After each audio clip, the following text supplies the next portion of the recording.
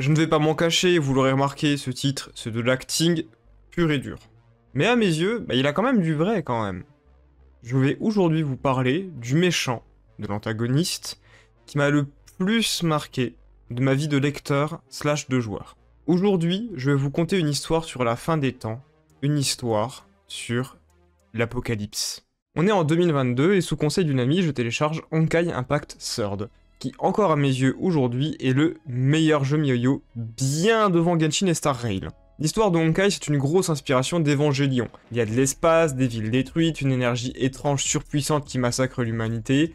Enfin bref, une histoire pour un héros en quelque sorte. Mais c'est pas du héros dont on va parler aujourd'hui. On va parler de celui qui n'aura pas été son dernier ennemi, mais l'ennemi le plus coriace à qui il aura dû faire face. On est en 1452 et un enfant naît, Otto Apocalypse. Et gardez ce nom en tête, la famille Apocalypse, c'est une des 3 grandes familles de ce monde, avec la famille Caslana et la famille Chirac. Tous ces noms, ils auront une importance cruciale. Donc bon, Otto naît et c'est pas du tout un combattant. C'est un gamin heureux, faible et pleurnichard. Cependant, il y a un truc avec Otto, c'est qu'il est très intelligent. Alors qu'il jette un petit avion qu'il a fabriqué lui-même, l'avion passe par-dessus un mur. Otto pleure immédiatement, cet avion il y tenait, il a énormément travaillé dessus, et surtout, il a pas la force d'aller de l'autre côté du mur en fait, il peut pas s'y hisser. C'est alors qu'une petite tête blanche souriante se lève par-dessus et lui envoie son avion en complimentant les capacités du garçon. Cette petite fille, c'est Kalen Caslana, et cette rencontre va sceller le sort de l'humanité. Et on va faire un énorme skip, vous avez seulement besoin de quelques informations. Pas plus. Ce qu'on a fait jusqu'alors, c'est de la mise en place. On passe leur adolescence, on va directement au début de leur âge adulte. Kalen, c'est la grande sainte. Elle est surpuissante, tout le monde l'apprécie, elle est très forte, c'est la meilleure guerrière face au Honkai.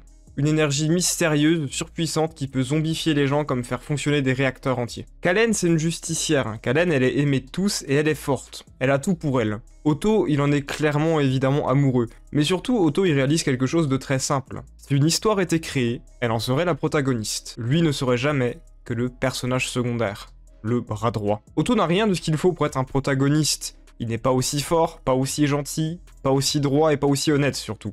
Et donc, quand il comprend tout ça, il comprend une deuxième chose. Le héros ne doit jamais se salir les mains. Alors via le Honkai, Otto commence des expériences. De très sombres expériences. C'est à ce moment-là où son chemin se sépare de celui de Kalen.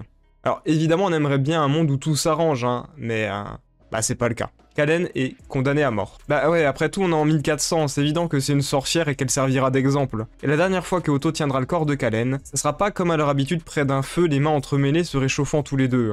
Non, pas du tout. Il tiendra un corps froid et sans vie. Et c'est précisément à ce moment où Otto Apocalypse pète un câble. Kalen n'aurait jamais dû mourir. Maintenant, question très simple, l'histoire, il en advient quoi? Une histoire sans protagoniste, elle arrête d'exister, elle s'arrête tout court. Y a pas d'histoire s'il y a pas de protagoniste. Et là, pour le coup, la protagoniste, elle est morte. Donc on a juste à faire quelque chose de très simple. On va créer un nouveau protagoniste. Ouais, normalement, là, vous comprenez, c'est rarement une bonne idée. Regardez Nox dans Wakfu, c'était pas fou comme résultat. Toujours est-il qu'Otto, en plus d'être incroyablement intelligent, a un atout dans sa manche. Un certain artefact vieux de 50 000 ans. Un artefact conscient, intelligent, qui a vu l'ancienne civilisation. Un artefact qui sait tout. Donner des connaissances à quelqu'un d'intelligent avec un plan, il ne peut qu'en résulter un grand bouleversement à travers le monde. Ça peut enfin commencer. Toutes les étapes de son plan arrivent. Kidnapper l'élève de la meilleure guerrière au monde, c'est fait. Renforcer son corps via des méthodes douteuses, c'est fait. Étudier et comprendre quand le Honkai frappera, comment et quand les Herrschers, alors incarnation du Honkai lui-même, dieu de la destruction pure, arriveront ici-bas, c'est fait. Se cloner pour être sûr que tout se passe pour le mieux même en cas de problème, fait aussi. Prendre tête de la plus grosse organisation anti-Honkai au monde, évidemment que c'est fait depuis bien longtemps. Faire en sorte que toutes les grandes familles, alors en partie responsables de la mort de Kalen, soient à genoux devant lui, évidemment qu'il l'a fait. Tuer tous détracteurs et personne voulant interférer, il hésitera pas. Là, on est à peu près sur 450 ans de plan. 450 ans de pur travail à faire ce plan et à mettre ce plan en masse et à faire ces petites manigances. Mais dites-vous bien que là, on est à peu près quoi? Au quart de ce qu'il est capable de faire, un grand maximum. Parce que là, petit à petit, vous commencez déjà à le détester pour ce qu'il fait. Et vous allez le détester encore plus. Mais surtout, vous allez comprendre. Otto continue son bonhomme de chemin, entre meurtre, manipulation et corruption. Rien ne semble l'arrêter. Même causer la mort de plusieurs milliers de personnes à New York dans le seul but de s'emparer du pouvoir du premier Herrscher, c'est pas un souci, il le fera. Chose importante à noter, ce Herrscher il était du côté de l'humanité. Ce Herrscher ne voulait pas la détruire. Et ça c'était pas forcément prévu la plupart du temps, et voire même jusqu'alors tous les Herrschers, notamment ceux de l'ère précédente, ils voulaient détruire l'humanité quoi qu'il arrive. Mais bon, ça, Otto il s'en fiche un peu, il a un plan et il compte s'y tenir. Et tant qu'à faire, si on crée de super soldats, je veux dire, tu prends les gènes de Kalen, des gènes hors du commun, et on les clone autant de fois qu'il faudra. Pas une mauvaise idée. De ça naissent beaucoup de sujets d'expérience, dont 2 en particulier. Ambre et Teresa. Teresa, c'est littéralement un des mentors du personnage principal, donc c'est pas rien. Mais bon, 2 soldats, c'est pas fou. Otto, il veut un soldat ultime, et tous les autres étaient des cas défectueux. À sa grande surprise cependant, elle refuse de s'entretuer. Soit, la plus forte, Teresa, deviendra Valkyrie, une des combattantes de l'humanité face au Honkai. Seul bémol, malgré sa force, son corps ne peut pas grandir. La deuxième, quant à elle, est trop faible malgré un corps d'adulte, elle sera donc la secrétaire d'Otto. Il élèvera les deux comme ses petits-enfants. Le tout avec un brio exceptionnel. Alors, c'est bon, c'est fini, enfin je veux dire, il a fait sa rédemption. Si seulement, Otto, il a d'autres expériences et d'autres idées en cours. Et chose intéressante, un Herrscher, c'est un humain qui a une gemme pure de Honkai en lui. Et une gemme pure, c'est beaucoup d'énergie. Otto va donc commettre l'irréparable. Des centres de recherche qui ont pour but de provoquer ça. Oui, vous l'aurez compris, on parle bien d'expérience sur des enfants. Il a besoin qu'un des enfants devienne un Herrscher. Ce qui arrivera, bien entendu, une fillette nommée Cyrine, ayant vu sa dernière amie mourir dans le froid de la Sibérie, éveillera un pouvoir Honkai encore jamais vu. La réussite est critique, c'est pas une seule gemme qu'il y aura en elle, mais bien 4. Au passage, quasiment toute forme de vie en Russie meurt à cause de toute l'énergie déployée. On parle d'une éruption de Honkai pure, une éruption qui va coûter beaucoup de vie, civile comme militaire. Les propres subordonnés d'Otto, et c'est le moment où on fait un retour en arrière. Ouais, je sais, je vous coupe en pleine action, mais si vous posez la question, évidemment l'humanité arrive à battre Cyrine, sinon il n'y aurait pas d'histoire, on serait tous morts. Mais le truc qui est intéressant, c'est que Otto, il a absolument tout fait pour retarder ça. Causant du coup au passage encore plus de morts, des morts inutiles. Mais c'est pour son plan, donc ça va. Ah oui, et au passage, il arrive à s'emparer des gemmes. Le mec a tout réussi. Il s'est même pas battu en plus. Mais là, je fais un petit retour en arrière et je bloque un petit peu parce que je suis obligé de vous parler des parents du personnage principal. Siegfried Kaslana et Cecilia Chirac. Respectivement, le plus grand héros et la plus grande Valkyrie au monde. Et le plus grand des hasards, ils sont ensemble, ils sont mariés, et ils viennent d'avoir une petite fille qui s'appelle Kiana. Mais bon, on peut se poser la question, enfin je veux dire, évidemment c'est des enfants nobles, ils ont du mariage préarrangé et tout, rien n'arrive par hasard, mais là pour le coup c'est arrivé par hasard.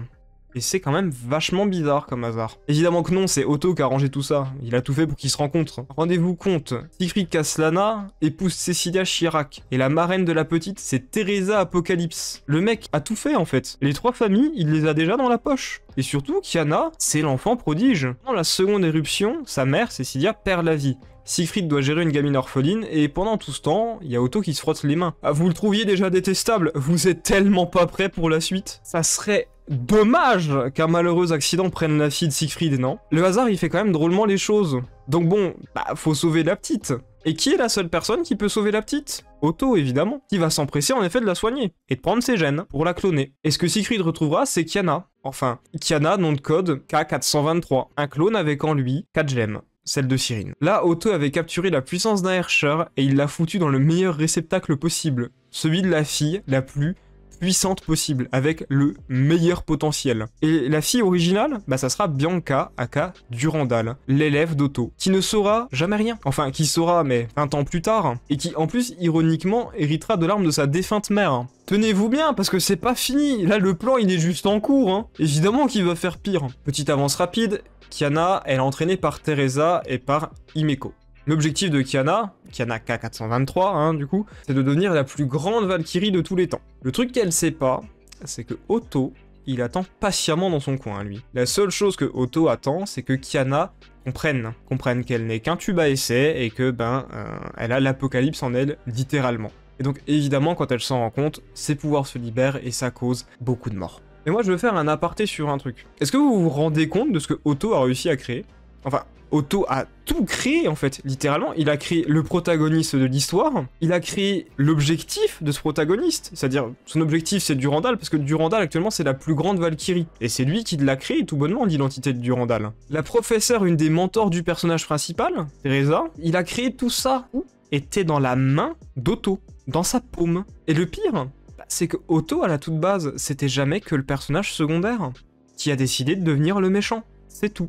Et lui, le truc qu'il avait compris, c'est s'il n'y a pas de protagoniste, on va en créer un. Kiana s'entraîne, s'endurcit, s'améliore encore et encore. Elle devient le top du top, une des meilleures Valkyries, et elle rencontre l'original Durandal, qui alors était un objectif pour elle, sans savoir que c'était elle. C'est à ce moment-là qu'elle comprenne. L'ennemi, c'est Otto, et il faut vaincre Otto. Vous voulez rire? Évidemment que ça faisait partie de son plan aussi. On va pas s'arrêter en si bon chemin. Il attendait tout ça. Le fait que, dans Kiana, il y ait la gemme de l'Herrscher du vide, qui est capable de créer des trous noirs, c'est pas fait au pif. Le fait que l'arme de Durandal soit capable de créer des mini-univers, c'est pas du hasard non plus. Tout ça, c'est son plan. Et donc, maintenant que le vilain de l'ombre se montre au grand jour, avec des gemmes d'Herrscher, en étant Herrscher, non pas pour le pouvoir, mais pour une opportunité. Vous pensez qu'il se passe quoi si, pour le vaincre, Kiana et Durandal doivent utiliser toute leur puissance? Je dis bien toute leur puissance. Genre, si on mélange le pouvoir d'une arme qui peut créer des dimensions et d'une arme qui peut créer des trous noirs, il se passe quoi? Bah oui, on arrive à créer une dimension stable en fait. On crée une deuxième dimension parfaitement stable.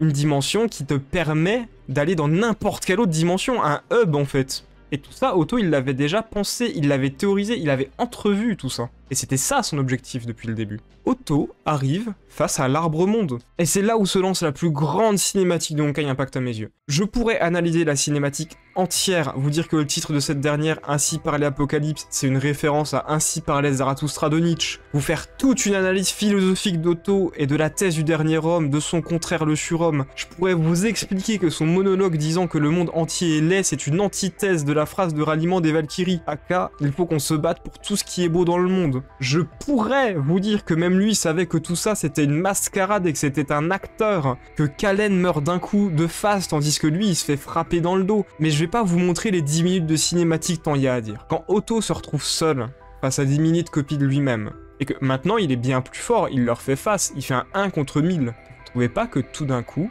on a l'impression que c'est lui le protagoniste? Vous avez pas cette envie, cette sensation que, après tout ce qu'il a fait, il doit réussir en fin de compte. Il doit y arriver, il doit sauver Kallen, parce que Kallen n'aurait jamais dû mourir. Et vous savez quoi? Il y arrive. Otto, à ce moment, c'est le protagoniste. Et le protagoniste, il accomplit son objectif. Otto arrive à créer ce bourgeon, un bourgeon d'univers dans l'arbre du monde.